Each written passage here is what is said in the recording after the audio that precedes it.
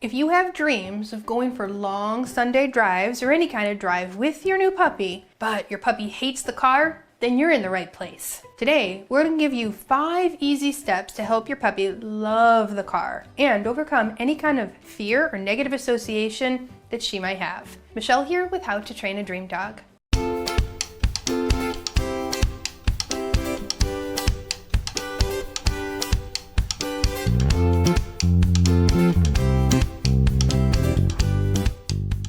Now, the car is a pretty important tool in a dog's life. You're going to probably need it to get to the vet or a groomer or check out a new decompression spot. So if your dog hates the car, the vet and the groomer, the experience is going to be even harder for her. And you could create a concept called trigger stacking. And if the car ride is so stressful that you show up to your decompression spot and she's overloaded with negative feelings, it's going to be hard to reap the benefits of that kind of walk. So it's well worth it to create a positive association with the car. Here's how. Step number 1, you're gonna limit the chance of car sickness. The equilibrium of most pups isn't fully developed till they're about a year old, so it's best to keep your pup in a covered crate in the car. This also serves to decrease the stimuli rapidly passing by outside of the car, which can be overwhelming. That's also why we don't recommend letting your dog look out the window. No need for any doggy booster seats either. The crate is going to help keep her from moving around too much. And the more she paces and circles and stands, all while trying to keep her balance, the more car sick she becomes. If your car is too small for the size of crate you need, use a safety harness like this one, which clips into the seatbelt of your car. Step number 2, introduce the car. Now, I know you've probably had to put the puppy in the car to get home from picking her up. Well, you don't have a lot of choice, so you're gonna try to make it as comfortable as possible for her by playing soft, calming music, using the Adaptable Travel Spray, all right? She's probably really overwhelmed with all of the changes, so she isn't really focusing on the car itself as the scary or stressful thing. But as soon as she's settled into your home, just a little bit, I want you to start working on car reintroduction. Now, we're gonna do this slowly by exposing her to the car while good things happen. And by good things, I mean treats and kibble. We're pairing something new, the car, with something positive, the food. And the more you can do this when her brain is young, the easier it will be. So if you have an older dog who hates the car, you can do this too, but you might have to go at a little slower pace and have a keen understanding of canine body language, so you know when the training session stops being positive. That's a key point to remember. When training a dog to not fear something, we have to make sure that they don't experience any fear during the training sessions. Otherwise, your training is going backwards. Now, let's move on to step number 3. Get closer. So first we rewarded the dog for simply looking at the car. Then we might have advanced to rewarding her when she checks out the smell or even just takes a step closer. Next, we can reward her for being next to it or even remaining calm when we open a door. All of this is taking place without the car even being turned on or moving. And if this sounds like it's gonna take forever, don't worry.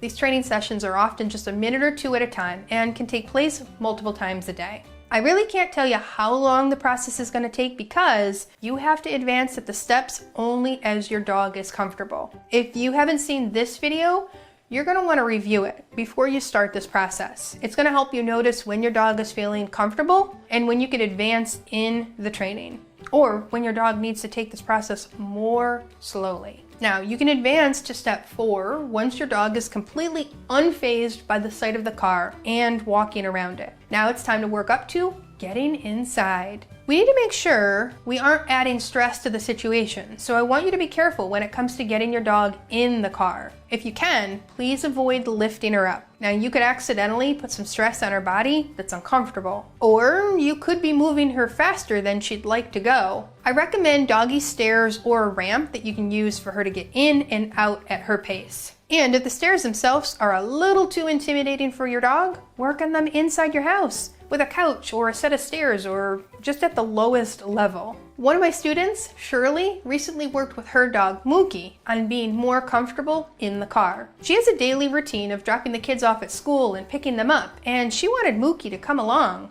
So she introduced the car to Mookie very slowly. She worked on this a lot in the garage and then the driveway, and finally when they would take a short ride to get the mail. I love how she broke this down into manageable pieces for Mookie. That leads me to step number 5. Number 5, drive a short distance. Shirley started with just going to the mailbox, but you might try backing out of your garage or driveway and then returning. Pay close attention to the other stimuli happening inside the car and try to keep it low. I'm referring to things like blasting music or air conditioners or windshield wipers or even other people in the car. You'll need to add those in as baby steps in this process, not all at once. And once your dog seems to tolerate the car ride with a positive emotion, or at least a neutral one, your next step is to continue to use the car for your normal needs. But be sure to keep working on it. Training is like a muscle. You have to keep working on it to maintain it. And even if you don't use the car very often, continue to create a positive association with it from time to time. Just make sure you're not using it for only scary things like the vet visits. Many dogs enjoy the routine of going to pick up kids or going through drive-thrus. It could be part of your enrichment plan. There are a few more tips that I want to share with you for safety, but before I do, are you loving this information? Let me know. I love hearing from you guys on what you like and what you want to hear more about. So share this video with a friend, subscribe to the channel, make a comment, or give us a super thanks. Dogs aren't the only ones who like positive reinforcement. Dog trainers do too. All right, here's my safety in the car lightning round. Get ready to screenshot this. Number 1, do not allow the dog to hang her head out the window. This is so unsafe. When I worked at the vet's office, I saw way too many dogs coming in with injuries from flying rocks and debris on the road. This is also not good for the dogs that try and process all those smells so quickly. If you're parked in a parking lot, it's okay to roll down the window and allow her to have a little sniff, but once you're moving, roll that window up. Number 2, never put the dog on your lap. Drive time is not cuddle time. It's not safe for you or for your dog. Most cars have airbags that will kill a dog if they are too close. That's why I recommend not allowing the dog in the front seat. I promise you, with the right desensitization, your pup will be just fine in the back seat while you drive. It's less distracting for you too. Number 3, always put the leash on before you unclip the seatbelt harness. Now, when you get to your destination, your dog might be pretty excited to get out and explore the world. If you unclip the harness before you have the leash on, she might bolt out and run off. This is also something that happens often in car accidents. I recommend having an extra leash that you keep in your glove compartment. You never know when you need it, or if you see a loose dog while out driving. Safety tip number 4, do not leave the dog in the car. Even with new vehicles that are temperature controlled while you're out of the car, it's really still not safe for your dog to be in the car by herself, unless she's in a crate, just like she would be at home. If she's able to move around the car even a little bit, she could get stressed and chew on the seats, or get tangled up in the harness or something else that could require expensive and stressful medical treatments. Dogs get no benefit from waiting in the car while you are in the store, and this could lead to a dog who hates the car. So if you've got Fido in the car, stick to curbside delivery or drive-thrus. Are you ready to get started on your training? Wait, before you do, I really have to emphasize this important point. We have to be super careful not to push too hard and create a negative association with the training process or the car. Humans do this naturally, and it's the most common mistake I see with my students. Going slowly is especially important if you have a dog who is generally a little more timid or fearful in other aspects of her life. And if that sounds like your dog, this video is going to be the next one to watch.